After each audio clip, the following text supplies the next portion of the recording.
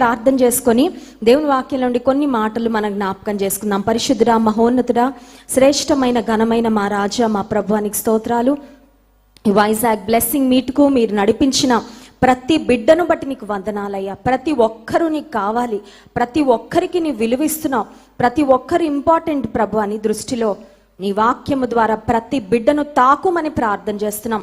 వారు ఏ స్థితిలో ఇక్కడికి వచ్చినప్పటికీ దీవెన పొంది, ధైర్యము పొంది, క్షేమము పొంది, నీ మాటలతో నింపబడి, నీ జీవముతో నింపబడి ఇక్కడ నుండి వెళ్ళగలిగినట్లు నీ కృప దయచేయండి. నన్ను సంపూర్ణంగా మీ సిలువ చాటును మరుగుపరచండి.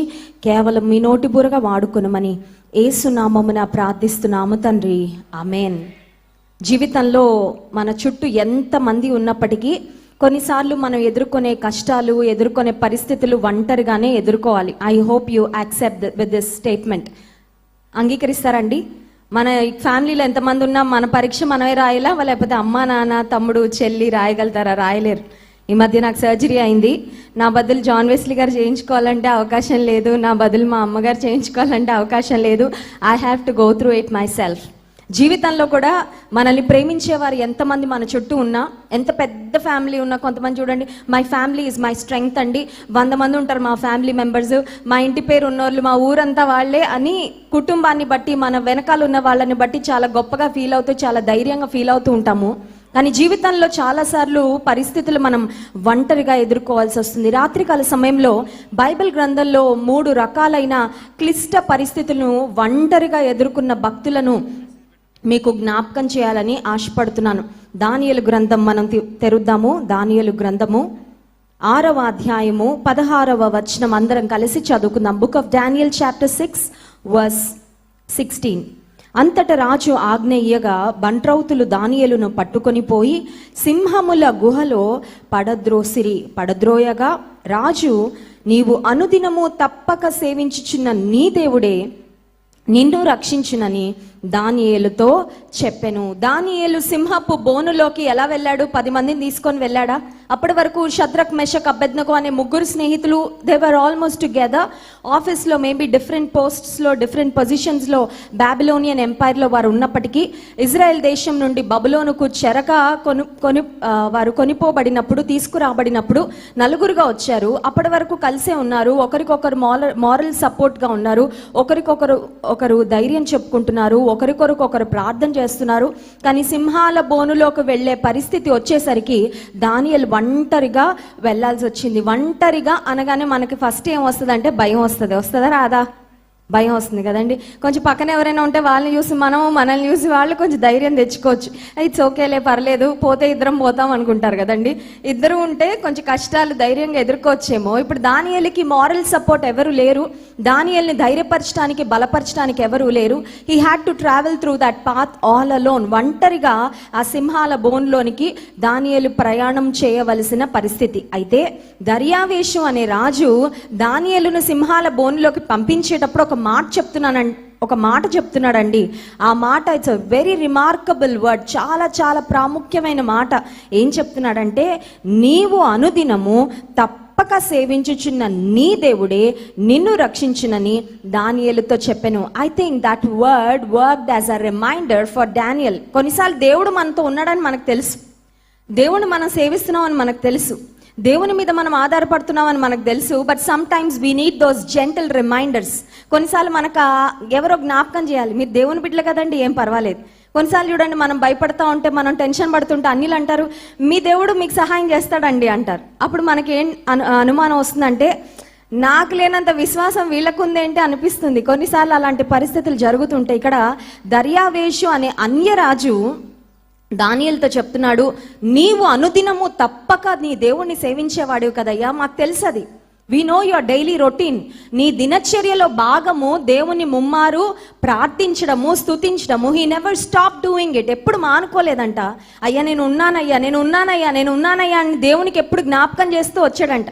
దేవుని సన్నిధిలో ప్రార్థన చేయడం ఇట్స్ లైక్ రిమైండింగ్ గాడ్. ఆయన పాదాల దగ్గరికి వెళ్ళి, ప్రభా నేను ఉన్నాను, ప్రభా నన్ను జ్ఞాపకం చేసుకో. ఆ స్థితి నుండి నీకెవ్వరు లేకపోయినా, ఏ అండబలం లేకపోయినా, ఏ సపోర్ట్ లేకపోయినా, నిన్ను లేవనెత్తే ఎవ్వరు లేకపోయినా, నీకు ఒక్క దేవుడు ఉంటే యోసేపు తండ్రి దగ్గర, తల్లి దగ్గర, అన్నదమ్ముల దగ్గర ఏం మిస్ అయ్యాడో కానీ దేవుడు దానికి ఎన్నో రెట్లు అధికంగా యోసేపుకు అనుగ్రహించాడు. హల్లెలూయా. కొన్నిసార్లు దేవుని గట్టిగా పట్టుకున్నప్పుడు ఒక కష్టం తర్వాత ఒక కష్టం, కొన్నిసార్లు ఎలా ఉంటుందంటే, ఏంటండి సాతాన్ నా మీద ఏమైనా పగబట్టేశాడా, what's happening in my life, దేవుడు మర్చిపోయాడా, ఈ డౌట్ వస్తుంది కొన్నిసార్లు. ఏం జరుగుతుంది నా జీవితంలో, దేవుడు నన్ను మర్చిపోయాడా, ఒకదాని తర్వాత ఒకటి ఒకదాని తర్వాత ఒకటి, ఎందుకు ఈ శ్రమలు, ఎందుకు ఈ ఇబ్బందులు అనే పరిస్థితి. యోసేపు జీవితంలో కూడా it was a series of trials, it was a series of test. ఒకదాని తర్వాత ఒకటి అన్నట్లుగా పరీక్షలు యోసేపు ఎదుర్కొంటూ వస్తే ప్రతి పరీక్షలో పాస్ అయ్యాడు, ప్రతి శోధనను జయించాడు, ప్రతి పరిస్థితిలో దేవుని నిందించకుండా దేవుని మీద ఆధారపడి బ్రతికినప్పుడు ఆదికాండం 41వ అధ్యాయము 41వ వచనం చూడండి.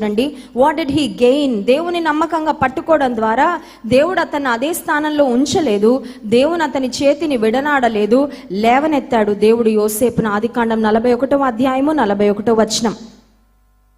మరియు ఫరో, చూడుము, ఐగుప్తు దేశమంతటి మీద నిన్ను నియమించి ఉన్నానని యోసేపుతో చెప్పెను. మరియు ఫరో తన చేతనున్న తన ఉంగరము తీసి యోసేపు చేతిని పెట్టి సన్నపు నారబట్టలు అతనికి తొడిగించి అతని మెడకు బంగారు గొలుసు వేసి తన 2వ రథం మీద అతని ఎక్కించెను. అప్పుడు వందనము చేయడని అతని ముందర జనులు కేకలు వేసిరి. తండ్రి దగ్గర ఉన్నప్పుడు యోసేపుకి ఒక స్పెషల్ ప్రివిలేజ్ దొరికిందండి. అదేంటంటే రంగురంగుల కోట్ అంట. ఒక డ్రెస్, ఒక ఓవర్ కోట్ చాలా బాగుంది. అన్నలు దానికి అసూయపడి లాగేసుకున్నారు. యోసేపు నా ఓవర్ కోట్ పోయింది, నా రంగురంగుల నిలువటంగి పోయిందని ఏడ్చుకుంటూ కూర్చోలేదు. నాకేం లేకపోయినా పర్వాలేదు, నాకు వేసి ఉన్నాడుగా చాలా అనుకున్నాడు. పోగొట్టుకుంది ఒక్క రంగురంగుల నిలువటంగి మాత్రమే. కానీ దేవుడు ఇప్పుడు సన్నపు నారబట్టలంట, చేతికి ఉంగరం అంట, మెడకు బంగారు గొలుసు అంట, రథం అంట, పెద్ద పొజిషన్ అంట, అధికారం అంట, ఉన్నత స్థితి అంట. హల్లెలూయా. ఎందుకు ఈ మాటలు చెప్తున్నానంటే, నీవు నేను సేవించే దేవుడు అడుగు వాటికంటే, ఊహించి వాటికంటే అత్యధికంగా కార్యాలు జరిగించే వాడు. బహుశా నువ్వు అనుకుంటున్నావేమో, నేను అన్య విశ్వాసంలో నుండి యేసుక్రీస్తు ప్రభు నమ్ముకున్నానండి. కొంతమంది ఏమంటారంటే, దేవుని నమ్ముకున్నావు కదా, నీకు ఇంకా ఆస్తి లేదు, ఏమీ లేదు, సున్నా, వెళ్ళిపో, మా కష్టార్జితం నీకెందుకు ఇవ్వాలి, నువ్వు మేము పెట్టిన కట్టుబాట్లలో ఉండట్లేదు కదా. నీ జీవితంలో చెందింది.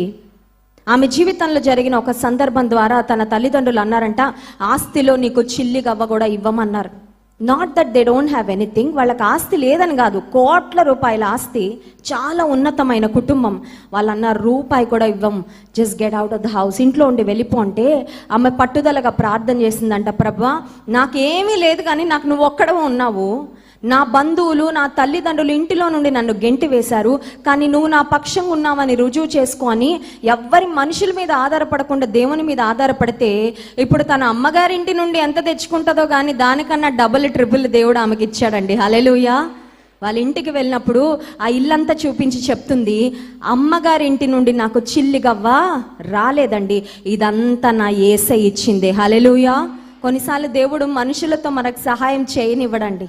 కొన్నిసార్లు దేవుడు కొన్ని పరిస్థితులు అలౌ చేస్తాడు మన లైఫ్లో, ఎందుకంటే ఆయన నామం అత్యున్నతంగా మహిమపరచబడడానికి, ఏ మనిషికి మహిమ రాకుండా ఉండడానికి దేవుడు కొన్నిసార్లు కొన్ని పరిస్థితులు అనుమతిస్తాడు. యోసేపు తన జీవితంలో ఎప్పటికీ ఒక మాట చెప్పుండేవాడేమో, ఏంటంటే నా దేవుని కృపే ఈ స్థానంలో నేను ఉన్నానంటే. ఒంటరిగా సింహాల బోనులోకి వెళ్ళిన దానియేలును రక్షించాడు దేవుడు. దానియేలు సింహపు బోనులోండి వచ్చిన తరువాత దానియేలును రాజు హెచ్చించాడు అనే మాట మనం గమనిస్తాము. దానియేలు యొక్క విశ్వాసము గూర్చి బబులోను సామ్రాజ్యం అంతటిలో కూడా ఆ మాట ప్రతిధ్వనించింది. Everybody knew that the God whom Daniel served is the living God, ఆయన సజీవుడైన దేవుడు అని ప్రతి ఒక్కరు తెలుసుకున్నారు. యోసేపు జీవితంలో ఒక బానిసను ఒక అధికారిగా, ఒక టాప్ మోస్ట్ అథారిటీగా పెట్టడం అనేది ఇట్ నెవర్ హ్యాపెన్స్.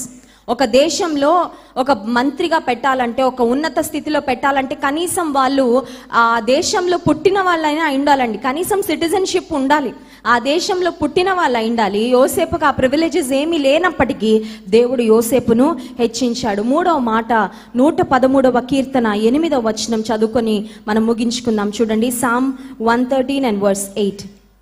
113వ కీర్తన 8వ వచనం, ఆయన నేల నుండి దరిద్రులను లేవనెత్తువాడు, పెంట కుప్ప మీద నుండి దీనులను పైకెత్తువాడు. ఈ కీర్తన ఎవరు రాశారో పైన అయితే వ్రాయబడలేదు కానీ but most probably it was a psalm written by king David. దావీదు రచించిన మోస్ట్ ఆఫ్ ద సామ్స్ దావీదు యొక్క కాంట్రిబ్యూషనే. దావీదు భక్తుడు రచించిన ఈ కీర్తనలో అంటున్నాడు, దేవుడు లేవనెత్తేవాడు, దేవుడు పైకెత్తేవాడు. హల్లెలూయా. మనుషులు అనగద్రొక్కేవారు, మనుషులు అణిచిపెట్టేవాళ్ళు, కానీ నీవు నేను సేవిస్తున్న దేవుడు లేవనెత్తేవాడు. He is the one who can lift you up. బహుశా నువ్వు అనుకుంటున్నావేమో, అనగద్రొక్కబడ్డాను, కుటుంబంలో అనగద్రొక్కబడ్డాను, సమాజంలో నేను అనగద్రొక్కబడ్డాను, నాకెంత టాలెంట్ ఉన్నా నా వర్క్ ప్లేస్లో నన్ను ఎవరు పైకి రానివ్వడం లేదండి, నా బంధువులు స్నేహితులు అందరూ నన్ను చిన్న చూపు చూస్తున్నారండి. Maybe people are looking down on you because of your faith.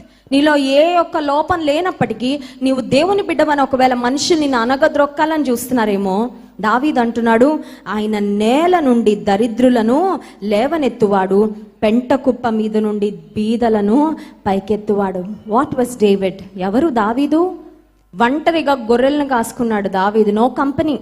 అన్నలందరినీ ఆర్మీకి పంపించాడు యెషై, కానీ దావీదును మాత్రం గొర్రెల దగ్గర పంపించాడు. నువ్వు గుడ్ ఫర్ నథింగ్ రా, గొర్రెలు కాసుకోవడానికి పెద్ద టాలెంట్ అక్కర్లేదు, పెద్ద బ్రెయిన్ అక్కర్లేదు, పెద్ద స్కిల్స్ అక్కర్లేదు, నువ్వు వెళ్ళి గొర్రెలు కాసుకుంటే చాలు, you are just fit for that job. ఆ ఒక్క పనికి నువ్వు సరిపోతావని తండ్రి అనుకున్నాడు. కానీ పరలోకపు తండ్రి అన్నాడు, దావీదు నీ హృదయం ఏంటో నాకు తెలుసు, నీ అంతరంగం నాకు తెలుసు, నువ్వు నన్ను ఎలా సేవిస్తున్నావు, ఎలా ప్రేమిస్తున్నావు నాకు తెలుసు, నా హృదయానుసారుడైన మనుషుడు నీవని నేను ఎరుగుదును, నిన్ను నేను లేవనెత్తుతాను, పైకెత్తుతానని దావీదుని సింహాసనం మీద కూర్చుండబెట్టి దావీదు యొక్క సింహాసనాన్ని దేవుడు తరతరముల వరకు స్థిరపరిచి దేవుడు దావీదుకు వాగ్దానం చేశాడు, నువ్వు నన్ను నమ్మకంగా సేవిస్తున్నావు కాబట్టి, నువ్వు నన్ను నమ్మకంగా వెంబడిస్తున్నావు కాబట్టి నీ సింహాసనాన్ని నిత్యము స్థిరపరుస్తాను, నీకు శాశ్వతమైన కృపను నేను కనుపరుస్తానని. హల్లెలూయా.